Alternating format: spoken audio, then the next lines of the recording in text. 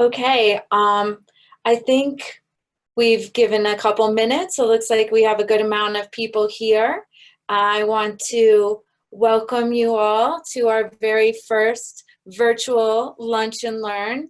Thank you so much for joining us. My name is Joy Alice Eisenhower. I'm the Director for Arts and Culture at the J, and community is really at the heart of everything that we do here. And so we're just so grateful to be able to be with you virtually right now. And I couldn't think of a more wonderful way to engage our community than with Rabbi Ruthie today sharing about meditation. And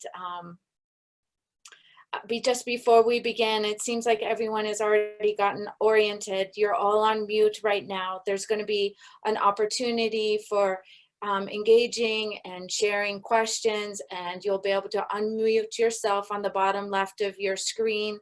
And there's also a chat bar that you might be able to add comments. And so Ruthie's going to allow time for interaction and sharing throughout this entire presentation. And then at the end, we're going to send you some information, some follow-up information, opportunity to add any suggestions or questions if it wasn't answered today. So thank you so much. And I'm really delighted to welcome Rabbi Ruthie here today. It's a pleasure to be here, and I want to thank Joy and Nancy in particular for getting this together and beginning this experiment. I also want to say it's great to see some familiar faces, and it's also great to see some people who I don't know, and I'm looking forward to getting to know. Why don't I begin? I wanted to say what we're going to do in this 1 hour. We have found that 1 hour is basically enough for everybody to be on such calls. And we're going to do about just 5 or 10 minutes of introductions. And then I'm going to spend probably about 15 or 20 minutes just talking about what's Jewish about meditation, what is meditation, and why we meditate. And then we'll have just about, I think, maybe 20 to 30 minutes in which we will practice meditating and have a chance for some Q&A. I realize that some people on the call are quite experienced in the meditation practice, so I just want to reiterate that this is really meant to be an introduction to Jewish meditation for folks in our community for who this is new. So I wanted to begin, I see about 16 of us, and so I'm going to do a hand raising idea for the interest of time, and I know we can all see each other. If you are finding yourself having some trouble sleeping, maybe you're waking up earlier, maybe you're not going to sleep as early as you like to, please raise your hand. Okay, we have a majority. If you are finding that there are people in your home who typically have not lived in your home of late, please raise your hand. Okay. If your spouse or partner is home with you more than there usually are, and that might creating just a tad bit of anxiety or stress, raise your hand. If you are having to master technology that you have never used before, please raise your hand. Okay. If you are spending a lot of time on the news, reading the New York Times, the Washington Post, CNN, more than an hour and a half a day, please raise your hand. Okay. If you have never meditated before, please raise your hand. Great. If you have never really given much thought to what is Jewish about meditation, raise your hand. Okay, most people. Wonderful. If you have meditated maybe once or twice, but it's been a really long time, raise your hand. Okay, great. So I do want to share a few things about Zoom that I've learned from my teachers, which it's really helpful to find a space that's your kind of sacred learning space or your sacred meditation space. If it's possible to turn off your iPhone and not search the web while we're in this session, that would be beneficial not only for the whole group, but for you as well. So I want to begin by sharing a PowerPoint that I've prepared and offered in the past, and we'll have time for Q&A. But before I begin this, does anybody have a question? If you do, unmute and please ask it.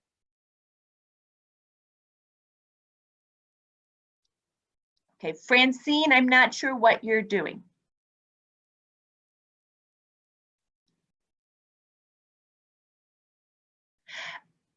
I lost it. I was on and now I'm not on and I don't know what to do. Okay, we hear you now. Can you hear me now? I can hear you, but I can't see anybody. Okay, you know what? For right now, I think it's great just to listen.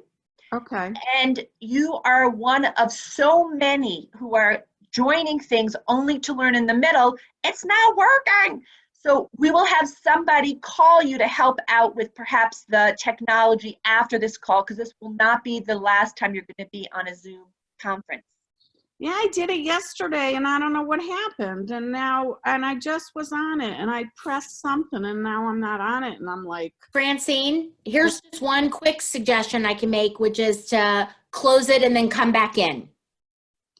And then make it reappear. all right, I'm going to try that. I'm going to start out with the join thing for the JCC thing. So Nancy, I'm going to ask for your maybe help working with Francine maybe separately so we can begin. Absolutely. I just muted her. Thank you. Okay, folks, so intro to Jewish meditation. Jewish meditation? Yes, Jewish meditation. Many people think that meditation is something that's become popular in the last 25 or 30 years because it's something that the Jewish community has adopted, primarily, I would say, through the Buddhist community and through all the Jubus, many of whom I would say live in Boulder. And I'd like to say that that's actually not the case. There is a deep and long history of meditation and mindfulness practice within our sacred Jewish tradition. And what I've done in this slide is for every era, I've given it a different font. So we're going to cover about 5,000 years in about 5 minutes, but each era, I'm happy to say, gets its own font. So in the Torah, we are told that the patriarch Isaac was described as going out lasuach, in the field. And this term, which is from Breshit, from Genesis, is understood by the rabbis to mean some kind of meditative practice that he would do, and it actually is the basis for the second of the 3 services that Jews are invited to participate each day. It is the Mincha service. We then move into the 2nd and 3rd century CE of the Common Era, and that's where I have on the far left where it says Merkava. And Merkava mysticism is really the basis of all of Jewish mysticism, including contemporary mysticism, Kabbalah, made famous by Madonna. And what it was that the mystics or people at that time would meditate to Ezekiel's chariot. Ruthie, we Yes? cannot see the presentation. You cannot? No, I don't think you've shared that yet. Oh, thank you for letting me know that. Hold No on. problem. Let me figure out how to exit where I am. I thought it was shared. At the bottom, you should see the green box that says share. Yeah, it doesn't show up when you do this like I've done it for Better and Forest, but now it's going to be great. Hold on a sec. And I'm going to, okay, here we go. Share screen. Okay, please let me know if this is working. Not yet. Okay, There we go. thank you. Okay, And then you want to make it bigger so it takes up the whole. yeah. Perfect. I'm just saying from beginning. There, do you see it? Yes, perfect. Thank you. Great. We are all learning. Thank you for your patience. See, Francine, I'm even learning. Thank you. Okay, so there's the Torah. You see all the different fonts that I mentioned? I need some head nods so I know, because I'm actually looking at. Thank you, Lisa. And thank you, Carol. That way I know people see it. Oh, I'm going to go back. So thank you for that. I appreciate the head nods. So the second group are the 2nd century, as I mentioned, the Merkava mysticism, where folks would meditate to Ezekiel's chariot.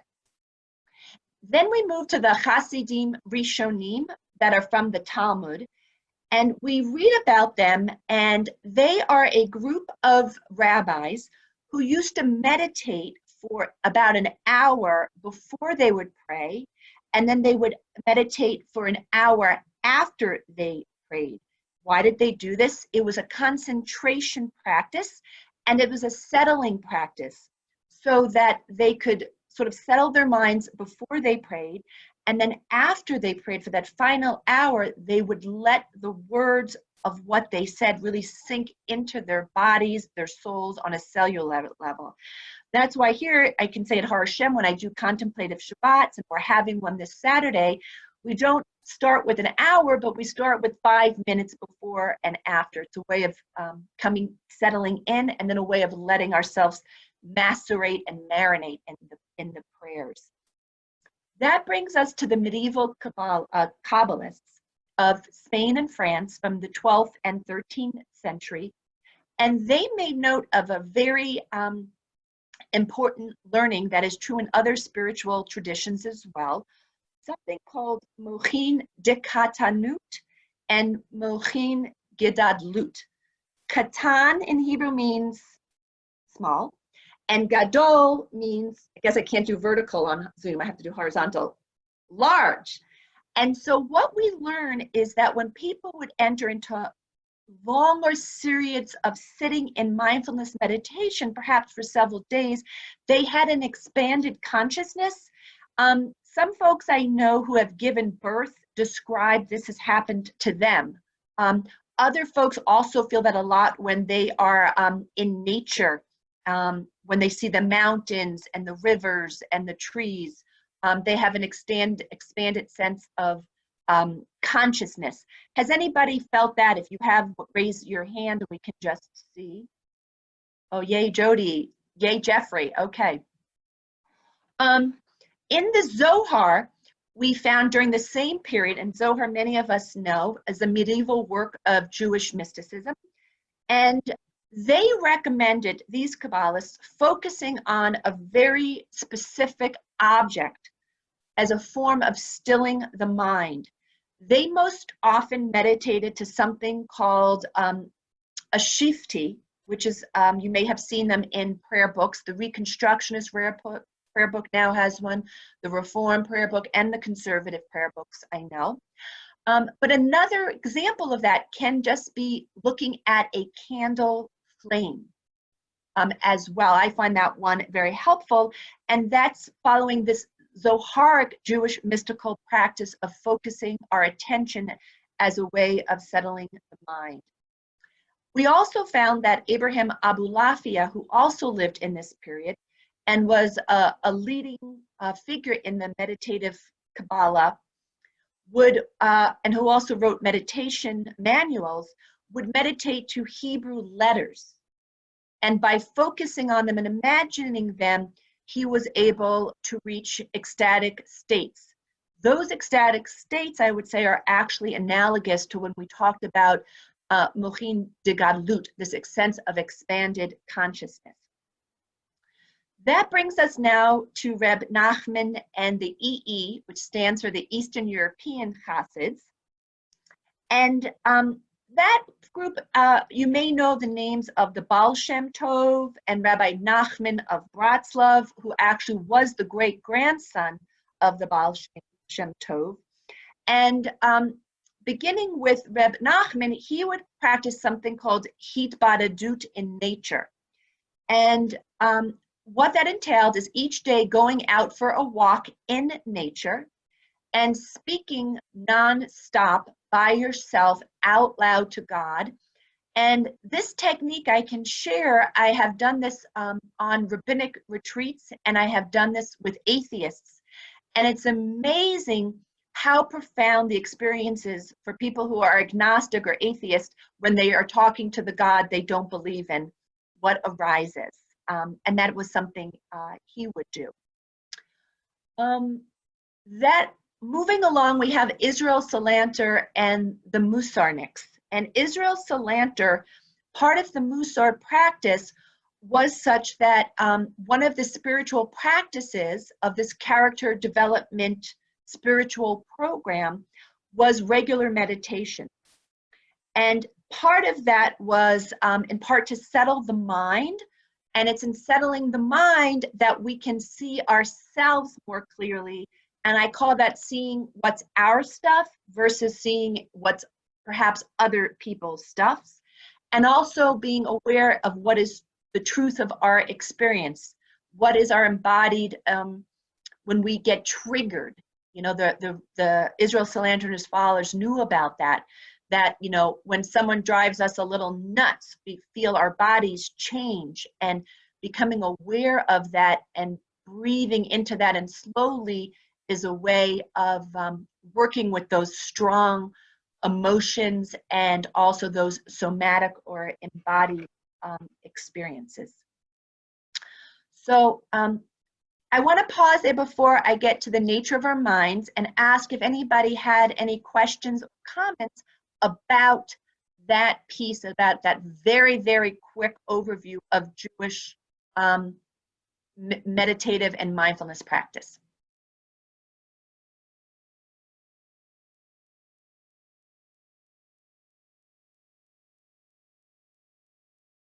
Okay. Just to be clear, do folks know, like, you can how to unmute and just, you can unmute if you want to add a comment or a question? Nancy and Joy, is that something we can help folks with?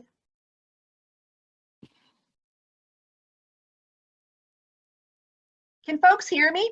Yeah, I can hear you. Thank you, Evie. Thank you, Lori. I think I've lost Nancy there. Okay. Yeah, I'm here. yeah, hi. I've done Zoom meetings before, but I hadn't this week, and I forgot certain things. But so I was writing in the chat screen. Oh, can you share your question or comment? Well, I was going to ask if we were going to, although I must admit that it's really interesting to hear the history, but I wasn't thinking that's what we were going to get. Silly me. So I wonder, are you going to do any meditation at the end? Most likely. So that's a great question. And as I mentioned in the very beginning, we were going to spend probably just about 15 minutes or 20 minutes discussing, you know, what is Jewish meditation, why we meditate, and then we were going to move into two meditations that were going to be beginning meditations for people to experience. Great. Is that okay with folks? Can I see a thumbs up if we're good with that, or a thumbs down if that's not so good? Thank you, Joan. Thank you, Lori. Okay. Lisa, is that okay? Thank you. Okay, yep. So the nature of our minds. Okay, I'd like you to raise your hand if you spend a lot of time judging other people or judging yourself. Okay. We spend most of our time thinking about the past or planning for the future. And that middle section is where we are in the present, is not where many of us spend most of our time. If that's true for you, raise your hand. Lori, thank you so much for raising so enthusiastically when it helps. Okay, this is Mr. Fix-It. If you're anything like me, a lot of my time is spent thinking about all the things my husband could do to improve himself. Most often he really doesn't listen to me, but I have a plan for everybody and everything, how we can make things work better if people just would listen to me. Then this is called the snow globe personality. It's also called monkey mind. We have so many thoughts, ideas, feelings racing through our minds that it is like living in a snow globe. Our minds are like tofu. That is why many of us engage in gratitude practices. If you fill your mind with gratitude, then you'll be affected by that. If you fill your mind with CNN alerts every 10 minutes, you will have chances are a more intentionally panicked mind because of what you're putting into the mind. Why do we practice meditation? Oh, any comments about that? And I don't have or questions, because I'd like this to be interactive. Anybody have anything they like to share about themselves and their minds? And if you do, please unmute and share. Oh, hi, this is Norma Portnoy. And so I just wanted to say that during this crazy time, it's really easy to just watch CNN or MSNBC nonstop, and then the anxiety just goes through the roof. So I agree. If that's true for you, that you're finding yourself every half an hour or waking up in the middle of the night and reading a CNN and then being like, oh, I wonder why I'm not sleeping, you can raise your hand. That's true for me. Thank you, Norma. Anybody else have a comment or a question? I have an 18-year-old son who's doing that to himself and just absolutely torturing himself that way. So I'm trying to get away to get him to see a different picture. So I'm going to send him that your mind is like tofu slide. Oh, great, great. Yes, yes. I can share with you as an aside, when I lived in Israel during the Gulf War, the government encouraged us not to be on the news all the time, because that's what you're filling your mind with, and it will not be helpful. It's understandable, but it's not going to be very helpful to your mental well-being.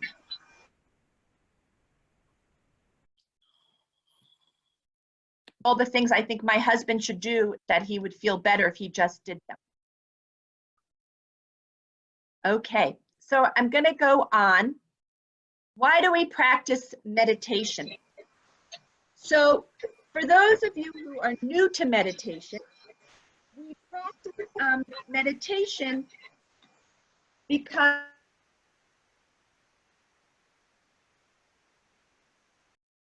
stabilize the mind. That's the picture of the person on the upper left. There are a lot of folks and research suggesting on the upper right that by practicing meditation, we actually strengthen our immune system. And that's a suggestion of that by all the things coming at us, and we sort of create a way of to protect our immune system. We also have on the bottom left, I don't know whose family quite looks like this, but I do believe that a regular and deep practice of meditation does and can help to lead to better and more fulfilling relationships as we reduce stress and irritability and depression and anxiety, all of which meditation has found to help.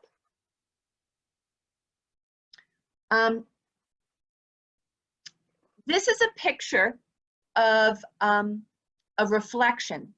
And part of what we're doing when we meditate in a focusing practice that we will get to is by stilling our minds, we create the time and space so we can see what arises and what is the truth of a particular experience for ourselves. The Buddhists teach you cannot see your reflection in rolling, racing waters. You cannot see your reflection in rolling, racing waters. I added this slide to show a little bit of why we practice, once again, the meditation. The person on the left is having feelings of overwhelmingness. The person on the right is having anxiety. The couple on the left might be having raised conversations. And for those of you who have college, high school, elementary school, and middle school students, you might feel a little bit like you're losing it. I wanted to add, before we go on, 2 more points before we start our initial practice. As we sit in non-judgmental, compassionate watching, we learn to bring that same non-judgmental curiosity to others. So part of our practice is by teaching ourselves to sit in non-judgmental compassion towards ourselves, we then can bring that to others as well. The concentration practices, some of which I've mentioned, help to calm and stabilize the mind. Sylvia Boorstein, who is a conservative Jew who teaches meditation and is one of my meditation teachers, says that when we meditate, it's important that whatever arises, don't duck. So if it's obsession, desires, aversions, restlessness, fear, attachments, discomfort, resistance, pleasure, it's important to notice, experience it, not to grow attached to it, but not to push it away, because by doing so, that takes actually a lot of psychic and emotional and somatic energy. So I'm going to stop sharing our slide and go back to our screen. Before I begin our first meditation practices, I do want to ask if anybody has comments or questions or observations of their own experiences about what I just shared. Can you hear me? Yes, Jeff. Is it Jeffrey or Jeff? Jeff. Jeff. Yeah, I had 2 questions. What is, on the benefits of meditation, I didn't hear what you said with the first one with the lady, what you said. And then the second one is, which group of Jewish peoples were on the concentration meditations? Who developed or who supported that, or like looking at a candle? Oh, okay. That was, I'll go back, that was in the period of the Zohar in Spain and France in the 12th and 13th century. That said, Jeff, there's the candle. Others will focus. I see in your room behind you, there's pictures of Hebrew words and Hebrew letters. They also, like Abu Lafia, a very famous Jewish mystic, would focus on Hebrew letters as a form of to use as his focusing, to focus. So you're in good keeping with him. I don't know if you intended that or that just happened, but you have some materials at home that might be helpful. Okay, thank you. And the first question, can you help me? I didn't quite understand it. The picture with the four pictures in one picture on the benefits of meditation. I couldn't hear you when you said the first one about the lady. Oh, okay. What I was suggesting in the picture is you might have noticed she looked completely different than the person tearing her hair out. And what the practice of meditation can do is help to calm and stabilize ourselves. So it helps to reduce anxiety. It can help reduce symptoms of depression. And so she was representing that kind of calm, compassionate, non-judgmental presence and awareness. Okay, thank you. Susan, did you have a comment or a question? No, but I've lost you. I keep losing the screen and I'm not seeing you at all. Okay.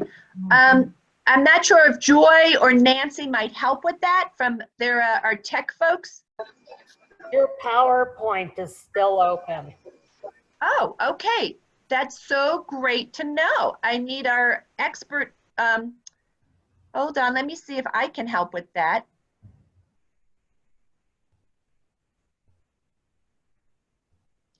Okay. Maybe toggle the share button. I'm not Yeah, sure. that's off. Your screen sharing is paused. Okay, hold on. Participants. There we go. I think I actually need them to remotely do that. I'm not sure where they are there. Is that better? There you go. Works. Better. Now I Okay. see Francine. Now we see your face. Oh, you haven't seen my face? Well, up in the, but not, but Okay. the PowerPoint is gone now. Thank you. And I want to thank who's ever giving that feedback because I don't. So thank you. That was Susan. Thank you, Susan. I still don't have you. Susan still does not have me. Let me We see. see Susan. Is that Yeah, working? Susan, you've probably moved your mouse over something, so I'm Maybe. same advice I gave Francine, which is it's hard for me to help because I can't see what you're looking at. So maybe close it and then log back in. Okay. But we see Susan. So as Susan is doing that, this is the kind of thing that really requires a wonderful meditation practice or musar practice of having patience. Patience for others and patience for ourselves. It's not, and being patient in Hebrew, the word is savlanut, to be a porter. It's meant to be a burden. It's not easy to be patient with ourselves or with others. Yeah.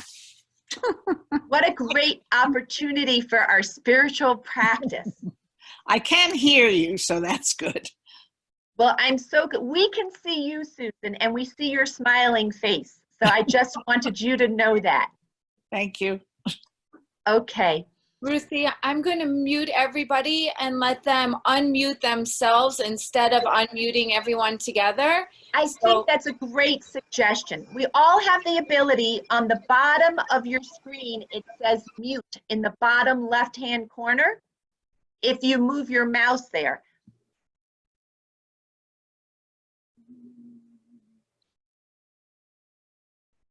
I know Carol is muted. I know Evie is muted. Let's all unmute. Let me see if you guys can do that. Unmute.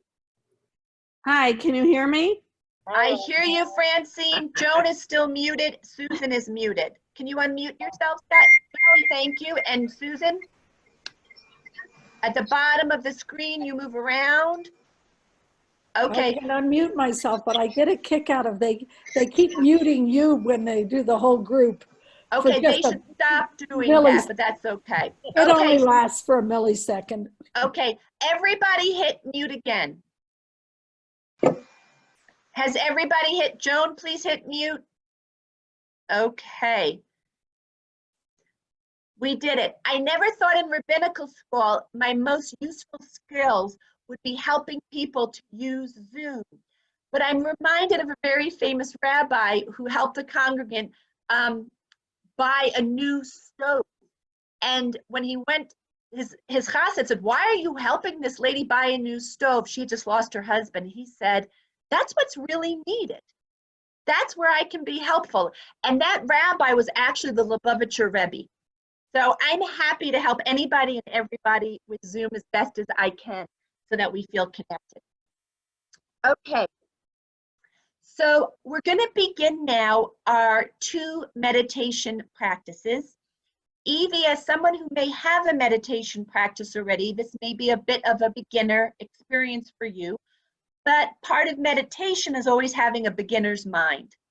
So I invite you to bring your beginner's mind, what we call in Hebrew, hit lamdut, a compassionate self-learning to this experience.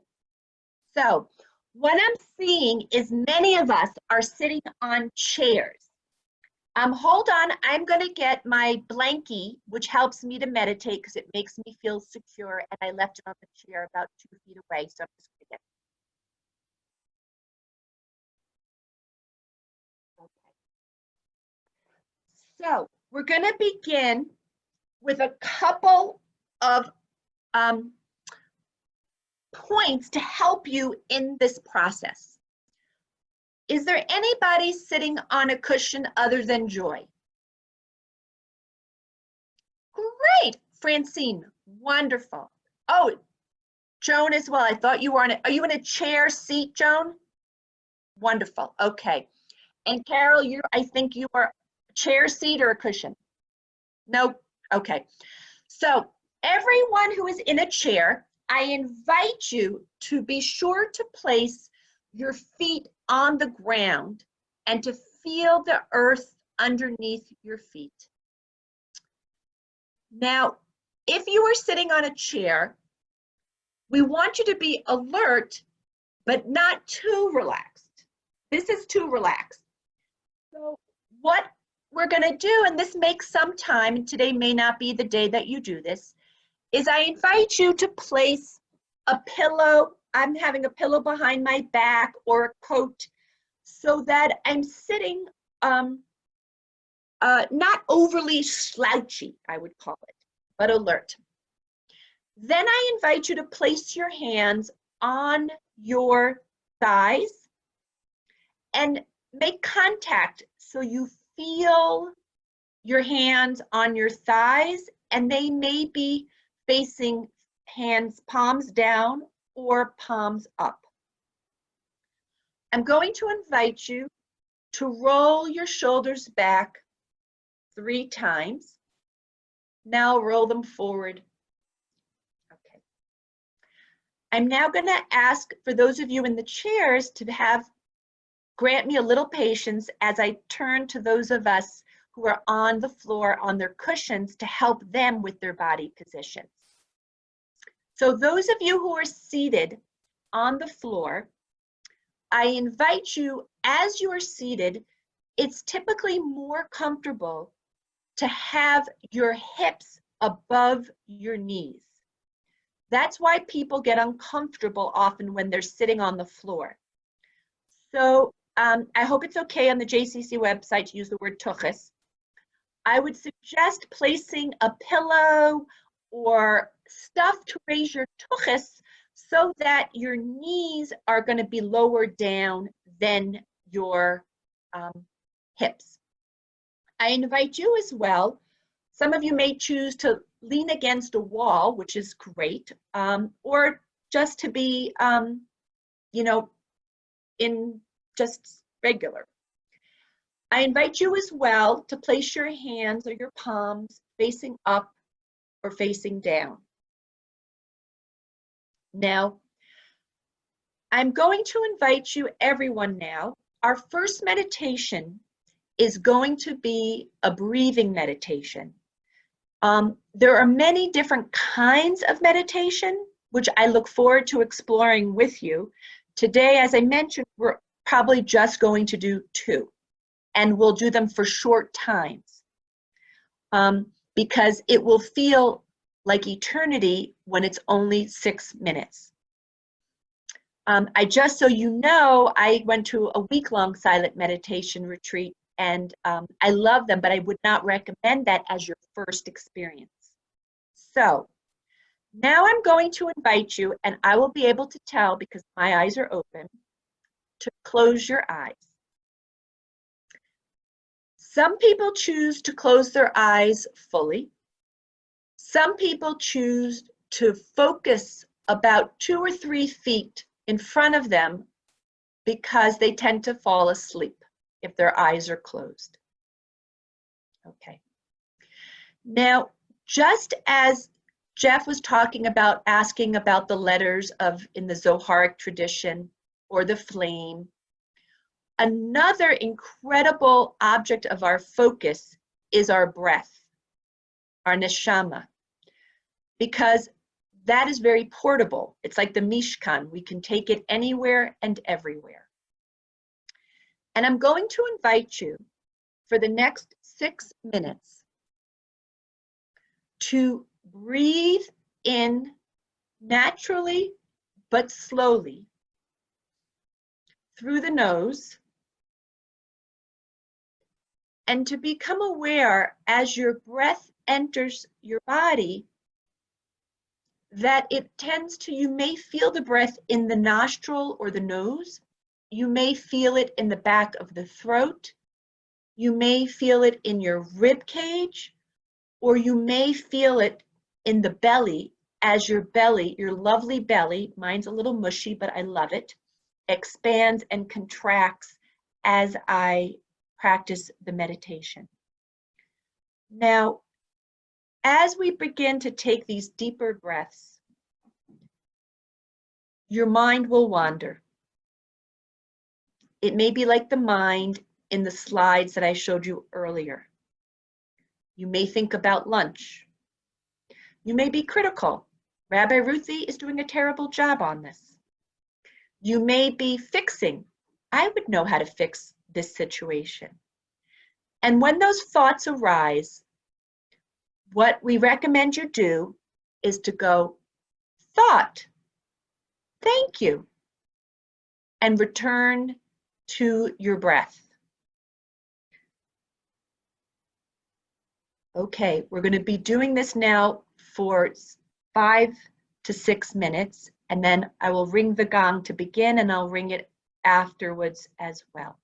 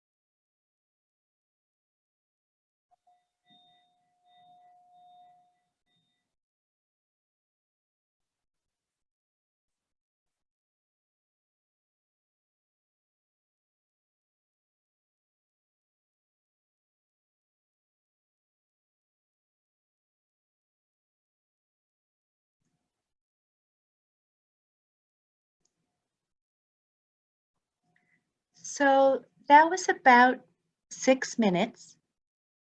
And for those who really haven't meditated before, I invite you, if you have any questions about what we did or any observations about what you noticed about your body, your thinking, or your feelings that you might want to share or ask.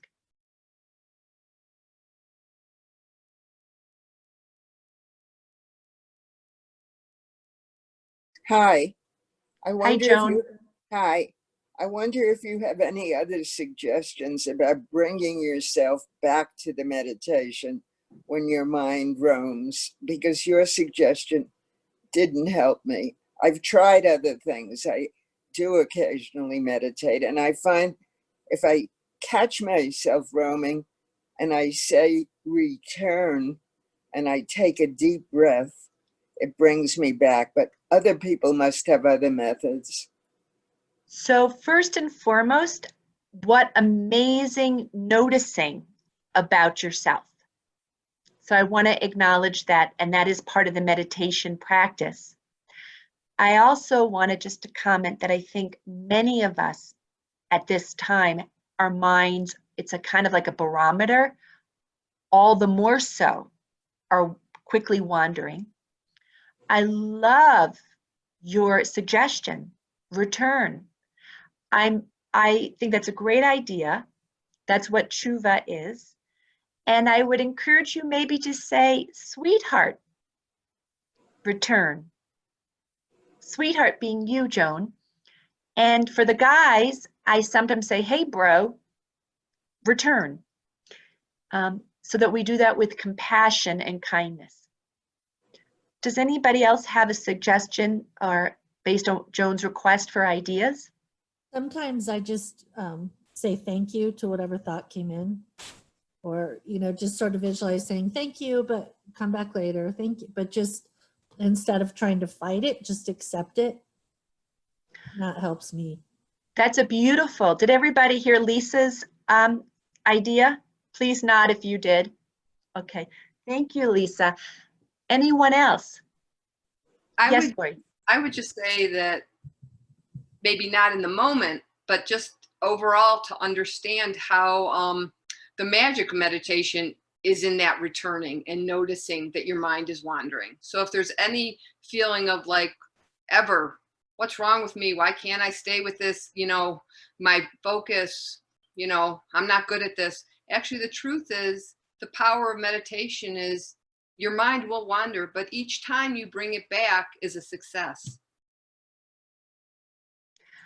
Thank you. I also wanted to add to Lori and Lisa's and Joan's suggestions. I sometimes imagine my thoughts and ideas as clouds, and I just say, oh, there they go, let them go by. Or another image I've been taught is like a car. You can choose to hold on to the bumper and go for the ride, or to notice, like you said, Joan, I saw that I was wandering maybe, let go of that bumper and say, sweetheart, I'm going to return to the breath.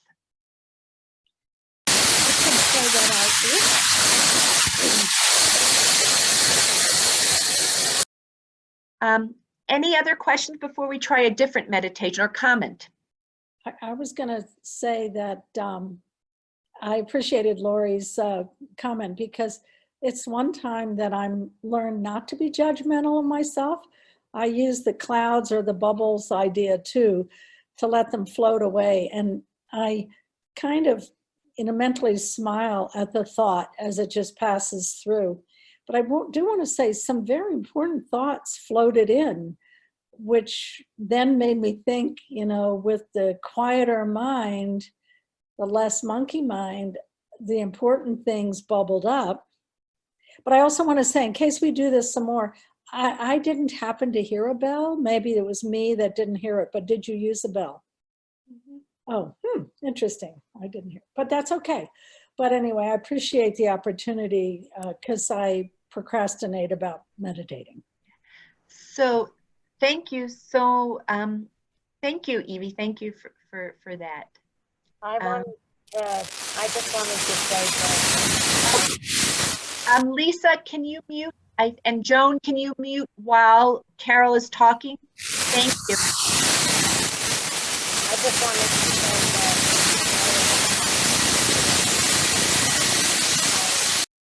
that. Okay.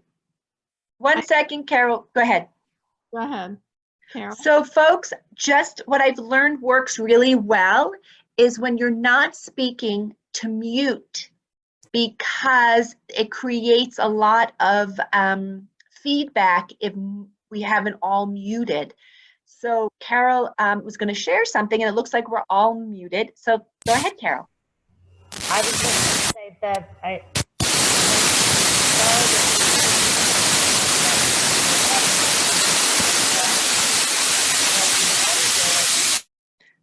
Okay, Carol, for some reason, when you have tried to speak, there's a lot of very loud, tinny noise. So I'm going to invite you to type in the chat room your comment. And if you are not able to do that, no worries. I will follow up with you separately, because when you hit the non-mute, it was very tinny and disruptive. Okay. So I'm going to invite us to do a second meditation. Oh, I did want to add one thing to Evie. Evie, as I mentioned earlier, there's many different kinds of meditations. And in my talk, when I mentioned expansive consciousness, that's often where our very deep and thoughts, where the wellspring of our deep emotions come to the forefront that we usually don't have access to.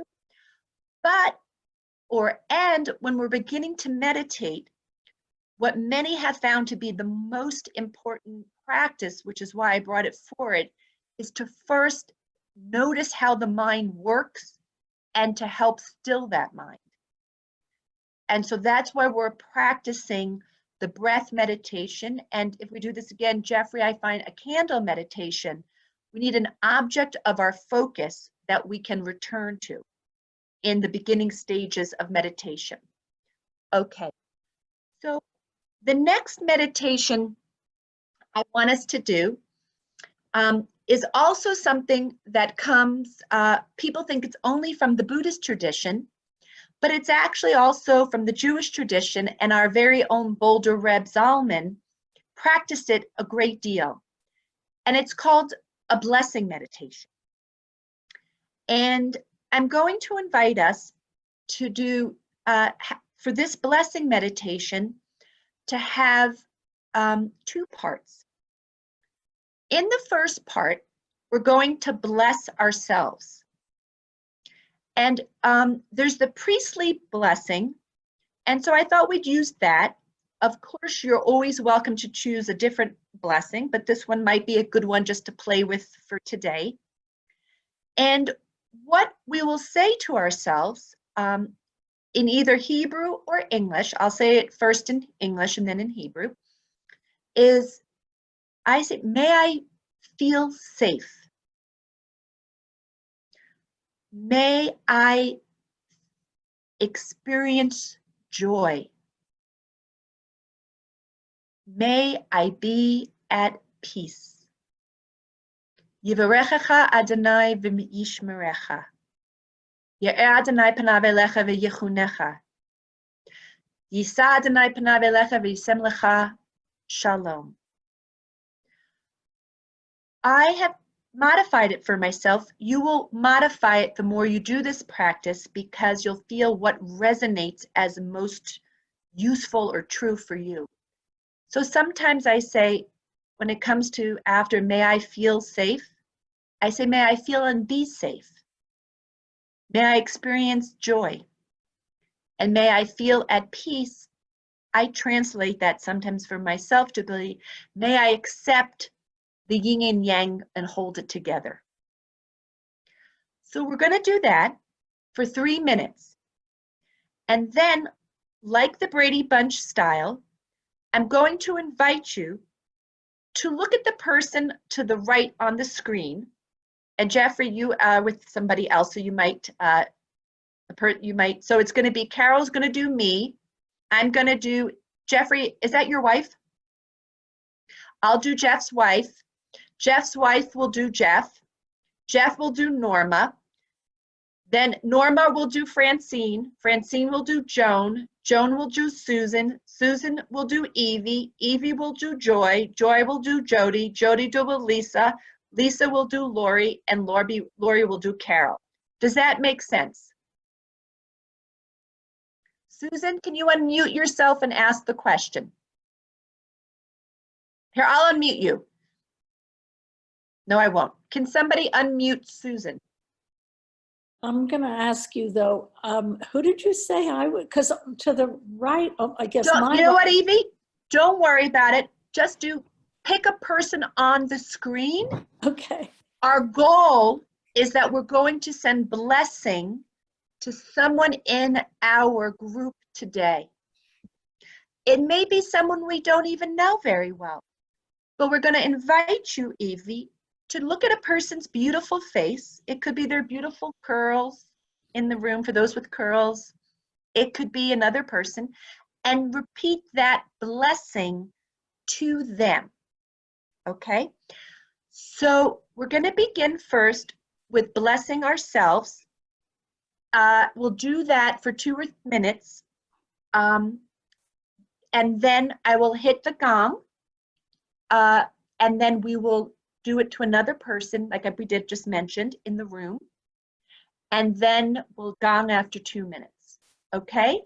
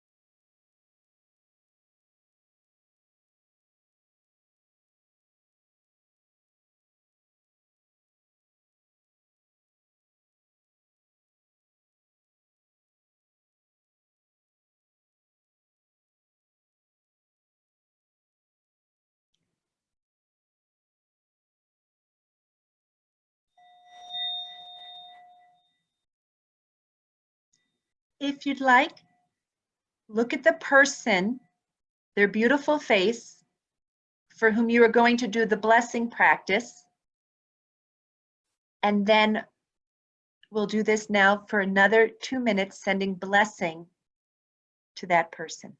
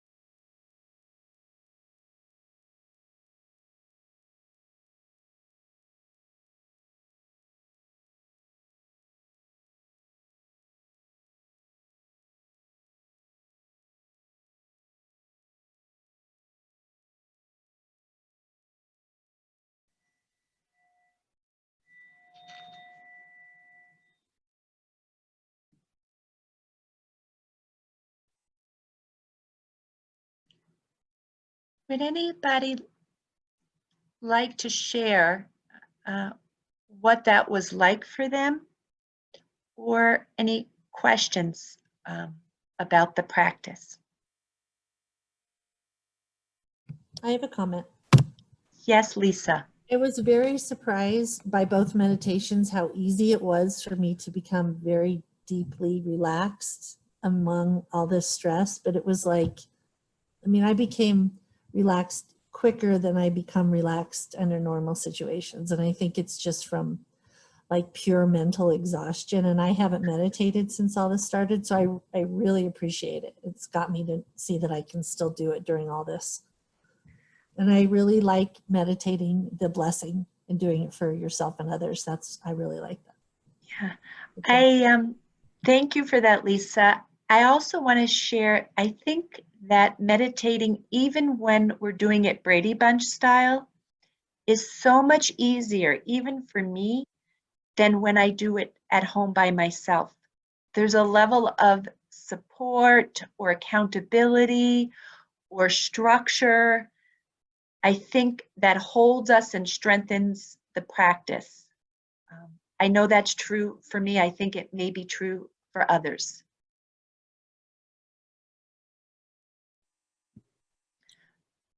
Yes, Norma? We don't hear you, Norma.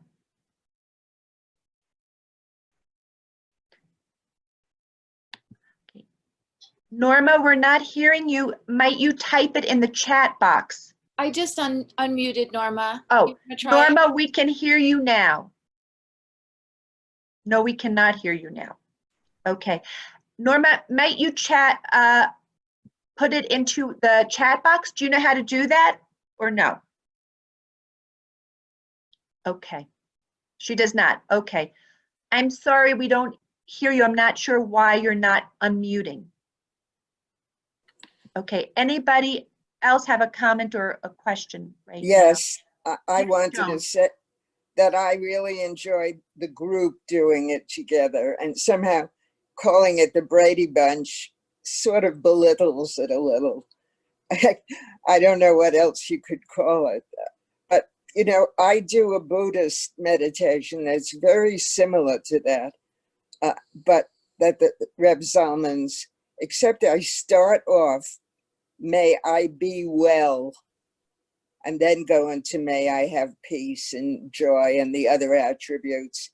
I think in these precarious times, it's just important for us to take good care of ourselves and those around us, and to remind ourselves to project out to be well mentally and physically. Beautiful. Thank you, Joan, for sharing that. And I like that you also modified it as an intro session. I like people to have that kind of role model that you're offering, that we tweak things so that they can also work for us. I mentioned another name rather than Brady Bunch style could be a minion, but for some of us who grew up with the Brady Bunch, being around the Brady Bunch makes me very happy. So, but I thank you. This is actually why our tradition not only encourages us, but really has a sacred obligation of the minion.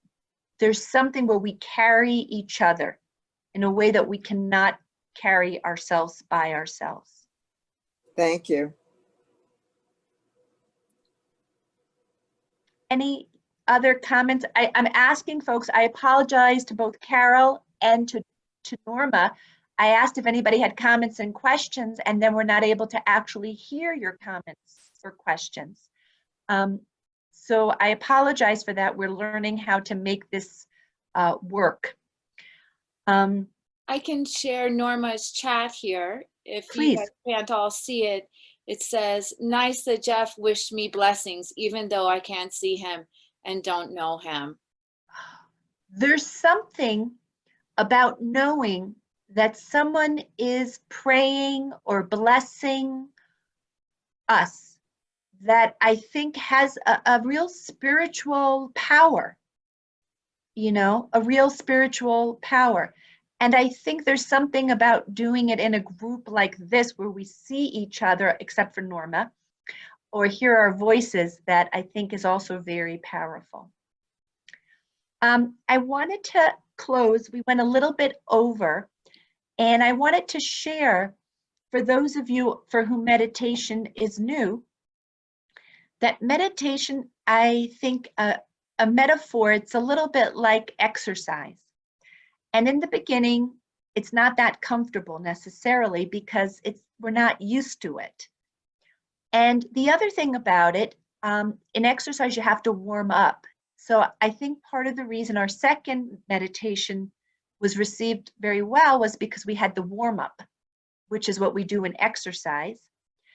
And finally, the benefits of exercise often come after you do the exercise. And I think part of meditation is that the benefits of it are what we feel throughout the day as our mind states may have shifted a bit because of the practice. I also wanted to share, before I turn this back to Joy for our closing, that at Har Hashem we offer a contemplative meditative Shabbat once a month. We may be doing more, but we have one this Saturday that you all would be invited to. And Lori and Monty are offering, Monty Doob, are offering meditations both on Tuesday mornings through the JCC, and my understanding is they will be offering it also through Har Hashem on Friday mornings. And so there will be more opportunities, both for those who want to have, like Joan said, to be in the group, and Lisa said, who may have a practice already, and there will be opportunities for learning about meditation, which is different than entering into a sit. So I want to thank you for your patience. I want to thank you for being with me, and I'm going to turn it over to Joy. Thank you so much, Rabbi Ruthie. Thank you for your invitation for us all to be patient with ourselves and with each other as we navigate this virtual world. And I really appreciate this moment of calming my mind in this, having a little reprieve in all that has been going on. I'm really grateful to spend this time with you all, and for Ruthie, for you sharing this really touching programming. It's so meaningful for me, and I hope everybody else, and my sense is it was for you all as well. And we will be offering more programming virtually in this time, and you can follow us on Facebook or on our website to get more information. We'll also be emailing you after this with a link to be able to join Monty and Lori on Tuesday mornings. And I please encourage you to email us if you have any comments, any concerns, any ideas of ways that we can support you all and support each other. I hope you all are safe and have peace. Thank and you. are well. And well. I have Have a a good quick day, question. everyone. I have a quick question for Rabbi. Are you going to Zoom the contemplative Shabbat Saturday? Is Yes, that okay? yes. If you go to the Har Hashem website, there's a link. And in addition to having extended, what it includes is we follow a gratitude practice, a praise practice, a noticing practice, a silent practice, and then time for healing and Kaddish. It's going to be an experiment this coming Saturday, but it follows what we call the Matbeya, which is the order of prayer. We just do far fewer prayers in a meditative fashion.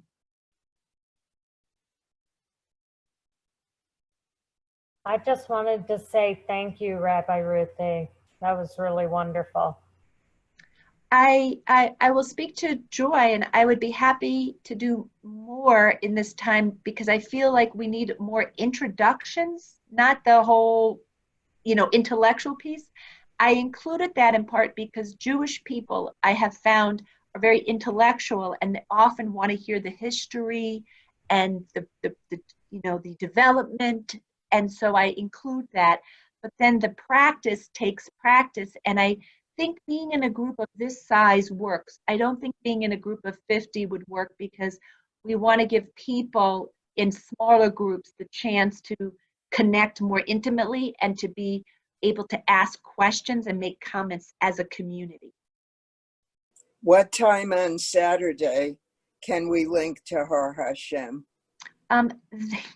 Thank you, Joan. That our service starts at 10:30 and goes to 11:30. Thank you. We'll send all the details out to everyone in an email, so don't worry. Be happy, don't worry. May we all be well. Amen. Thank you, Amen. everybody. Thank you, everyone. Thank Bye. you.